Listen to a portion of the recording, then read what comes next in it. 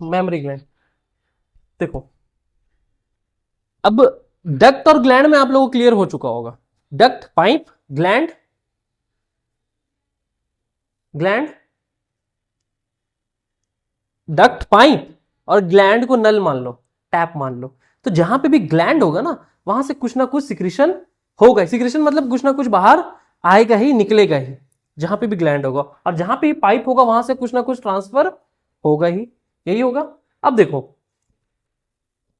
एक memory gland पाया जाता है, मेल फीमेल्स दोनों, सारे मैमल से पाया जाता है क्या, मेमोरी ग्लैंड।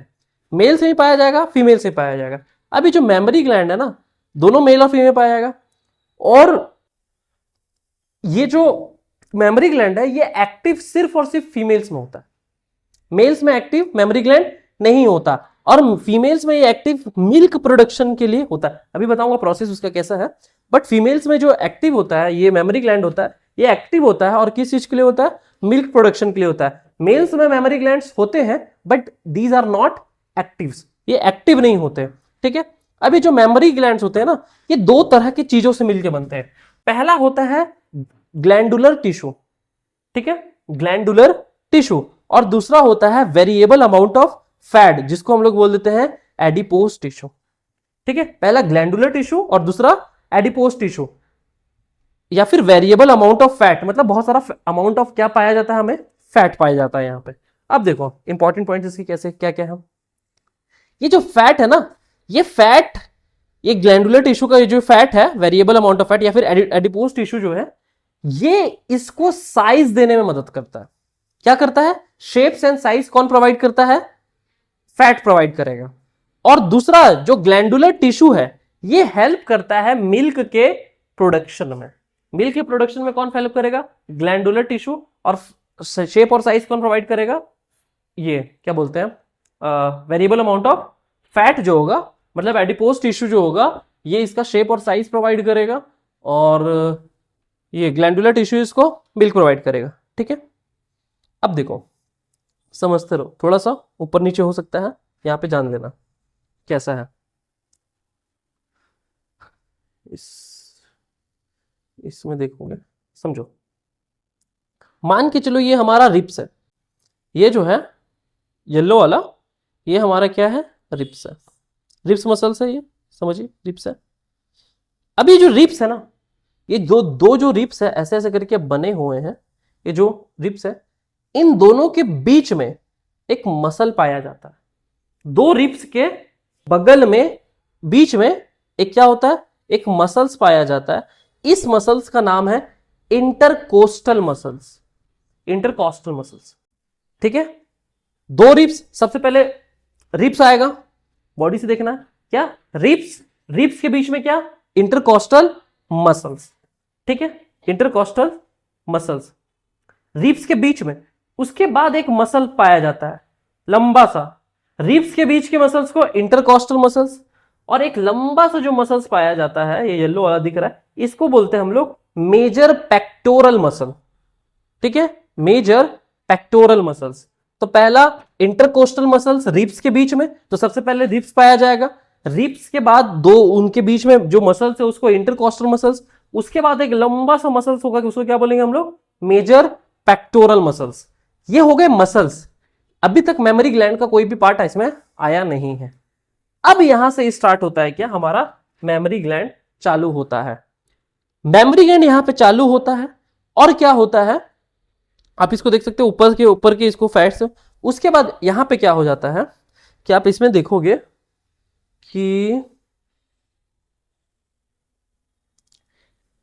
जैसे यहीं पे अलग से बना देते हैं, मान के चलिए पेक्टोरल मसल्स है, उसके बाद इस तरह से बना हुआ है। अब यहां पे क्या होता है ना, इस तरह के कुछ कंपार्टमेंट्स पाए जाते हैं, 15-20 कंपार्टमेंट्स होते हैं, इसमें सिर्फ 3 ही दिखाया हुआ है, 15-20 इसमें क्या होते हैं, कंपार्टमेंट्स होते हैं। ये जो कंपार्टमेंट्स होते हैं ना, वहां पे हम लोग क्या बोलते थे मेल्स में, टेस्टिस में सेमनीफेरस ट्यूब्यूल्स, और उस कंपार्टमेंट्स को क्या बोलते थे, टेस्टिकुलर लॉब्यूल्स। उसी तरह यहां पे इसको क्या बोल दिया जा रहा है, मेमोरी लॉब्यूल्स। ठीक है, तो जैसे ये बना, अब यहां पे ये मान के चलिए मसल्स है, और मसल्स के बाद यहां पे क्या पाया जा रहा है, मसल्स के अंदर में एक कंपार्टमेंट्स पाए जा रहे हैं। इस कंपार्टमेंट्स का नाम क्या है, यहां पे ये जो पिंक वाला है इसको क्या बोल दे रहे हैं, मेमोरी लोब्स। अब इसी मेमोरी लोब्स पे ना, इसी मेमोरी लोब्स के अंदर क्या होते हैं, लेक्टिफेरस डक्ट्स होते हैं। इसी मेमोरी लोब्स के अंदर इस तरह से देखो यहां पे बना होगा, इस तरह से क्या होता है, लेक्टिफेरस डक्ट होते हैं, जिसे हम लोग एक और नाम से बोलते हैं। उसका नाम क्या है पता, अल्वियोलाई। इसको हम लोग क्या बोल देते हैं, अल्वियोलाई भी बोल देते हैं। ठीक है, अल्वियोलाई यहां पे नहीं है। यहां तक पता चला। रिप्स, रिप्स के बाद क्या आया है, रिप्स के बीच जो बीच में जो मसल्स है उसको क्या बोल रहे हैं हम लोग, इंटरकॉस्टल मसल। उसके बाद मेजर पेक्टोरलिस मसल। अब इसके बाद हमारा क्या, यहां पे क्या चालू होता है, मेमोरी ग्लैंड। अब इसके बाद जो मेमोरी ग्लैंड चालू होता है, इसमें कितने तरह के लोब्स पाए जाते हैं, 10 से 15 पाए जाते हैं। इसमें 3 टूक दिखाया गया। ये क्या दिखाता है, ये मेमोरी लोब्स दिखाया जाते हैं। ठीक है, ये जो अपना ये जो पार्ट है ना, ये वाला, ये मेमोरी लोब्स है। अब मेमोरी लोब्स के अंदर क्या पाए जा रहे हैं, क्या है, अभी बताएं आप लोगों को कि ये हमारा क्या होता है, ये हमारा जो है रिप्स होता है। रिप्स के बीच में एक तरह का मसल पाया जाता है जिसको क्या बोल देते हैं, इंटरकॉस्टल मसल्स, इंटरकॉस्टल मसल बोल देते हैं। उसके बाद एक मसल पाया जाता है, रिप्स के जस्ट बाद एक मसल हमारे बॉडी में पाया जाता है जिसको बोलते हैं मेजर पेक्टोरलिस मसल। मेजर, ये 3 चीज पता चल गया। अब इसके आगे आइए, इसके आगे में क्या होता है, कुछ लोब्स पाए जाते हैं। जो पिंक वाला दिख रहा है ये क्या है, कुछ तरह इस तरह के लोब्स पाए जाते हैं जिसको हम लोग क्या बोल देते हैं, मेमोरी लोब्स। इसी मेमोरी लोब्स के अंदर एक फिगर पाया, मतलब एक तरह का स्ट्रक्चर देखो, सेमनीफेरस ट्यूब्यूल्स जैसा लग रहा है, इसी तरह सा ना था ना, 1 से 3 थे बीच में थे, उसको क्या बोल देते हैं, हाँ फिर बोलो ग्रुपा बोलो अब बोलते तो हो, एल्वियोलाई। एल्वियोलाई, इसमें क्या पाए जाते हैं, एल्वियोलाई पाए जाते हैं। यहां तक क्लियर है, एल्वियोलाई हो गया, एल्वियोलाई। इसके बाद जैसे ही एल्वियोलाई पाया जाता है ना, एल्वियोलाई के बाद जस्ट एक स्ट्रक्चर पाया जाता है यहां पे, एल्वियोलाई, जैसे ये एल्वियोलाई हो गया। उसके बाद ये जो पीला वाला आपको दिख रहा है, इसका नाम है मेमोरी ट्यूब्यूल्स। मेमोरी ट्यूब्यूल्स होता किसके अंदर है, मेमोरी लोब्स के अंदर। मेमोरी लोब्स के अंदर पहला ऐसा स्ट्रक्चर, ये जो स्ट्रक्चर पाया जा रहा है ये क्या है, एल्वियोलाई। ये जिससे कनेक्टेड है उसको क्या बोल देते हैं, मेमोरी ट्यूब्यूल्स। उसके बाद यहां पे कुछ तरह की इस तरह से पाइप पाए जाते हैं मेमोरी ट्यूब्यूल्स के आगे, जैसे यहां पे आप ग्रीन वाला देखोगे, मेमोरी ट्यूब्यूल्स के आगे कुछ पाइप है, इसको क्या बोल दिया जा रहा है, मेमोरी डक्ट। ठीक है, समझते चलो, क्या, मेमोरी लोब्स, अल्वियोलाई, फिर मेमोरी ट्यूब्यूल्स, उसके बाद मेमोरी डक्ट। अब ये जो मेमोरी डक्ट है, इस तरह से खुलता है, ये इस तरह से आकर खुलता है। जैसे आप उसमें भी देखे होंगे, कहां पे, क्या बोलते हैं, जब आप लोग को फीमेल रिप्रोडक्टिव सिस्टम पढ़ा रहे थे तो तो था ना एम्पुला रीजन, एम्पुला चौड़ा वाला रीजन जिसको बोलते हैं हम लोग, तो ये चौड़ा वाला रीजन है, तो यहां पे इसको क्या बोल देते हैं, मेमोरी एम्पुला। ठीक है, समझते चलो। अभी क्या क्या है यहां पे लिखते जाते हैं। पहला हमारा क्या है, मेमोरी लोब्स के बाद एल्वियोलाई के बाद मेमोरी ट्यूब्यूल्स के बाद मेमोरी डक्ट के बाद क्या आता है, मेमोरी एम्पुला। अब ये जो मेमोरी एम्पुला के बाद यहां पे ना कुछ डक्ट्स होते हैं और कुछ पाइप होते हैं। मेमोरी एम्पुला के बाद ये जो पाइप्स है यहां पे, इसको हम लोग क्या बोल देते हैं, लेक्टिफेरस डक्ट। इसको क्या बोल देते हैं, लेक्टिफेरस डक्ट। आप लोग को स्पर्मेटोजेनेसिस वाला प्रोसेस नहीं लग रहा है कि सेमनीफेरस ट्यूब्यूल से बना, उसके बाद फिर वासा इफ्रेंशिया में गया, उसके बाद फिर रेटिटेस्टिस में गया, फिर वासा इफ्रेंशिया में गया, फिर एपिडिडाइमिस में गया, फिर वॉस डिफरेंस में गया, इस तरह से यूरेथ्रा के थ्रू क्रॉस करता है। उसी तरह से यहां पे भी प्रोसेस है। पहला क्या, मेमोरी लोब्स, फिर एल्वियोलाई, फिर मेमोरी ट्यूब्यूल्स, फिर मेमोरी डक्ट, फिर मेमोरी एम्पुला, फिर लेक्टिफेरस डक्ट, और अल्टीमेटली यहीं पे लगा हुआ रहता है निप्पल। उस निप्पल के थ्रू क्या हो जाता है, वो जो मिल्क होता है वो बाहर हो जाता है। समझ में आ गया, यहीं पे होता है निप्पल, उसके थ्रू क्या हो जाता है, मिल्क जो होता है वो बॉडी से बाहर आ जाता है। और जो निप्पल होता है ना, इसी के चारों ओर, निप्पल के जस्ट आसपास चारों ओर कुछ ब्लैकिश एरिया होता है, ये सब में होता है, जितने भी मैमल से सब में पाए जाते हैं निप्पल के चारों, उसको बोल देते हैं एरियोला। एरियोला क्यों होता है? वहां पे मेलानिन ज्यादा बढ़ जाता है। मेलानिन लेवल जो होता है ना, जैसे हम लोग का कलर किसके वजह से होता है काला? मेलानिन, जिसमें ज्यादा मेलानिन वो ज्यादा काला, जिसमें कम वो गोरा। अब जो जिसमें कम ये सीमा उसका रूपक दिखती है कि जिसमें कम वो गोरा। बट इस मेलानिन का एक और काम है, और ये काले लोगों के लिए अच्छा साबित होता है। क्या? हाँ, जो सूर्य से रोशनी आते हैं। अब देखो फिर देख, जो सूर्य से रोशनी आते हैं ना, उसमें होता है अल्ट्रावायलेट रेज। अब जब अल्ट्रावायलेट रेज आते हैं तो उससे ये जो मेलानिन है लड़ने का काम करता है। तो जिसके बॉडी में ज्यादा मेलानिन, उसको कैंसर नहीं हो। कौन सा? ये जो सूर्य से रोशनी आने वाले हैं वो वाला, अल्ट्रावायलेट रेज से स्किन कैंसर वगैरह ये सब नहीं होंगे। क्या? बढ़ता कौन सा? एरियोला? क्या? क्या? किससे? यूवी रेस से? हाँ, बढ़ेगा ही, सही सी बात है।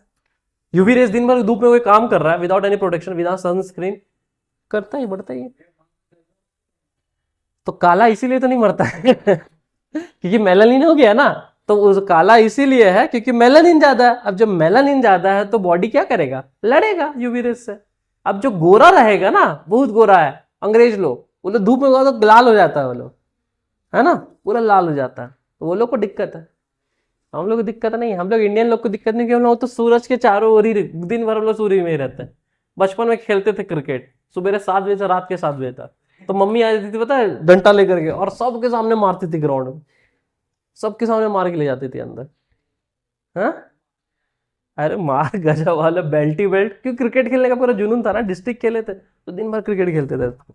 आज भी हम जब अपना छत्तीसगढ़ आते हैं, वहाँ पे जो फ्रेंड्स है, क्योंकि बचपन में भी बता, तो सब क्रिकेट के नाम से ही जानता है कि हाँ अरे वो मनीष ऐसे करके, कोई टीचर से किसी को पता नहीं है कि टीचर है, ये वो सब जानता है क्रिकेट के नाम से। तो ऐसे बहुत खेले।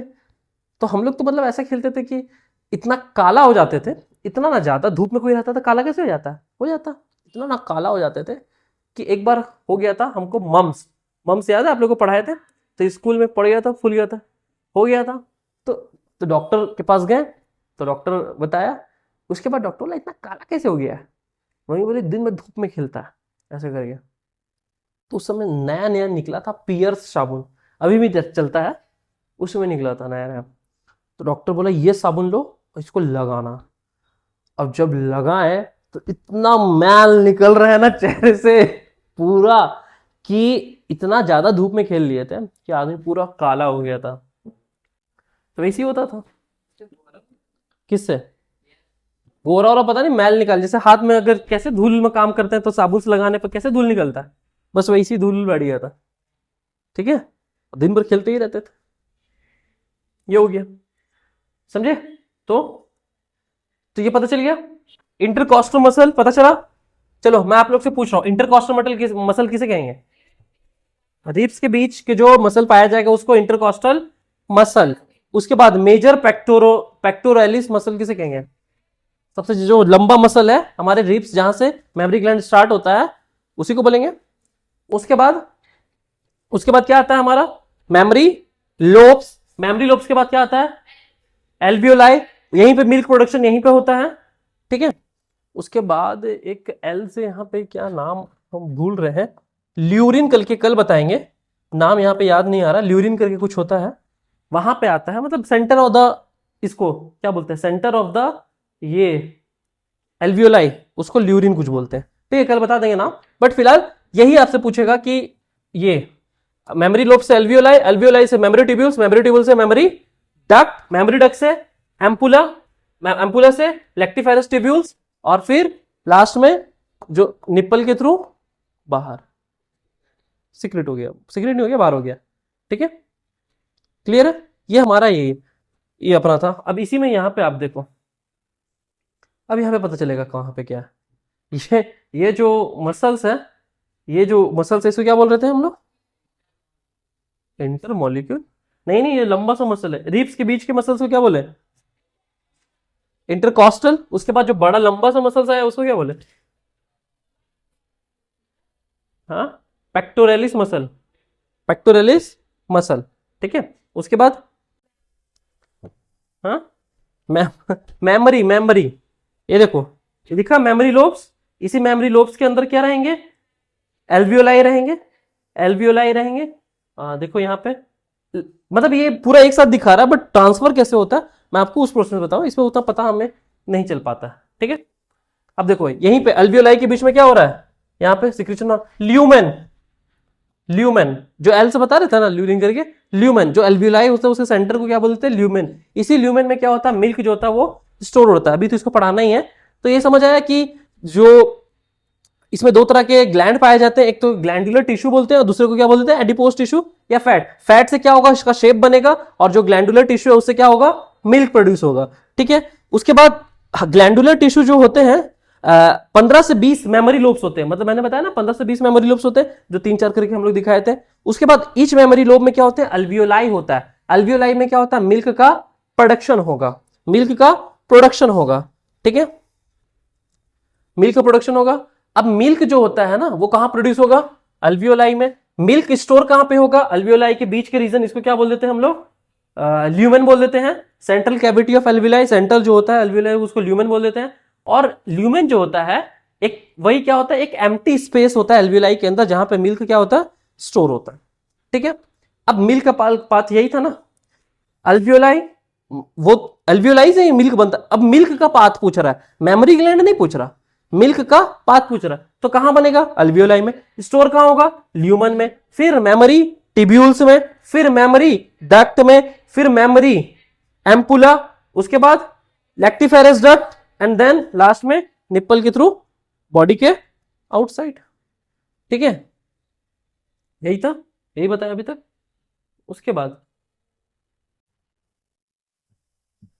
हाँ, उसके बाद इसको देखो। अब ये जो मेमोरी होता है, क्या बोलते हैं, ये जो मेमोरी ग्लैंड होता है, मिल्क प्रोडक्शन होता है, इस मिल्क प्रोडक्शन में कौन कौन से हार्मोन इसमें क्या होते हैं? रिस्पॉन्सिबल होते हैं। कौन कौन से हार्मोन इसमें हेल्प करते हैं मिल्क प्रोडक्शन में? एक होता है प्रोलैक्टिन और दूसरा होता है ऑक्सीटोसिन। पहला प्रोलैक्टिन, दूसरा ऑक्सीटोसिन। अब ये जो मिल्क का फॉर्मेशन होता है, जो हार्मोन होता है, ये जो प्रोलैक्टिन होता है, इसके थ्रू मिल्क का फॉर्मेशन होगा।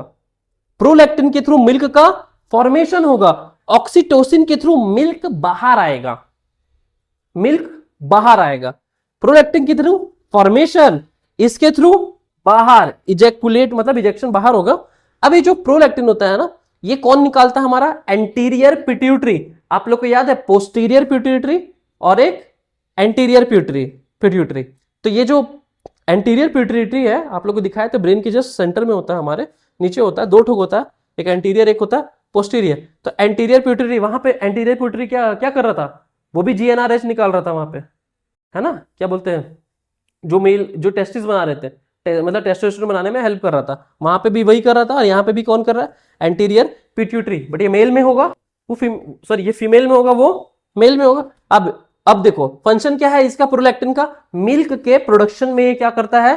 हेल्प करता है। ऑक्सीटोसिन क्या होता है? ऑक्सीटोसिन क्या करता है? मिल्क को इजेक्ट करने में मदद करता है। और ये कौन निकालता है? ये निकालता है हमारा हाइपोथैलेमस। समझ आया? प्रोलैक्टिन कौन निकालेगा? Anterior pituitary. ऑक्सीटोसिन कौन करेगा? हाइपोथैलेमस, जिसके थ्रू क्या होगा? मिल्क का इजेक्शन होगा, मतलब बाहर मिल्क क्या रिलीज होगा, या क्या बोलते हैं, क्या बोलते हैं, ये सीक्रेट होगा। ठीक है, अब देखो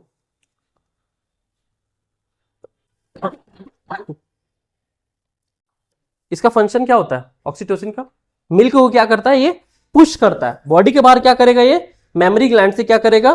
पुश करेगा ब्रेस्ट फीडिंग के दौरान। ठीक है, अब देखो दोनों में क्या है? प्रोलैक्टिन क्या है? प्रोलैक्टिन ये है क्या बोलते हैं, मिल्क फॉर्मेशन हार्मोन है। ऑक्सीटोसिन कैसा हार्मोन है? मिल्क इजेक्शन हार्मोन है।